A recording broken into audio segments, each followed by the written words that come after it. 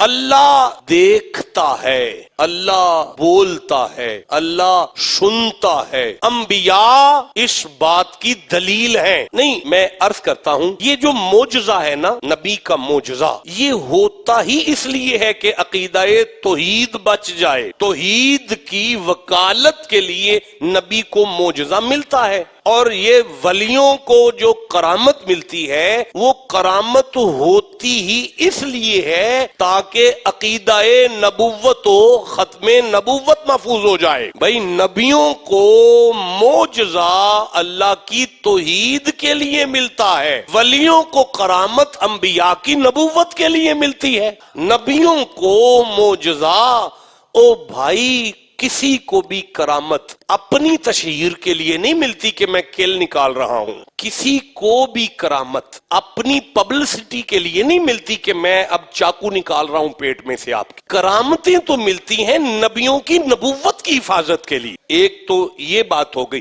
اب یہ بات بھی نہیں ہے کہ دم کے خلاف ہو جائیں آپ۔ دنیا میں کوئی شخص دم کا انکار دائرہ اسلام میں نہیں کر سکتا۔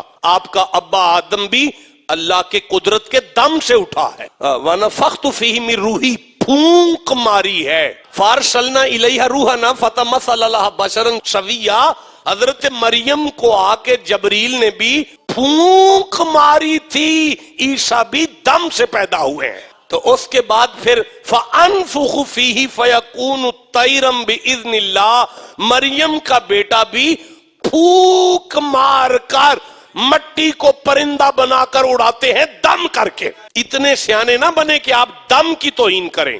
ولی کو کرامت ملتی ہے نبی کی وکالت کے لیے، نبی کو معجزہ ملتا ہے اللہ کی وکالت کے لیے۔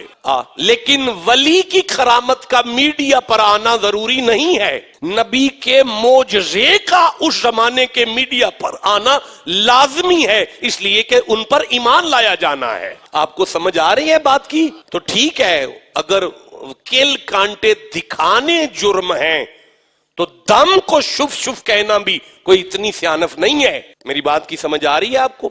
دعا کا انکار دنیا میں کوئی عالم نہیں کر سکتا، غیر عالم نہیں کر سکتا، کوئی مسلمان کر ہی نہیں سکتا، کیونکہ قرآن کی تاریخ بھری پڑی ہے کہ مخلوق اہل اللہ کے پاس، اللہ والوں کے پاس آ کے کہتی رہی ادعو لنا ربک، ہمارے لیے دعا کریں، ہمارے لیے دعا کریں، ہمارے لیے دعا کریں، ہمارے لیے دعا کریں۔ تو یہ جو انبیاء ہیں یہ سارے نبی اللہ کی صفات کا مظہر ہیں، لیکن مصطفیٰ اللہ کی ذات کا مظہر ہیں۔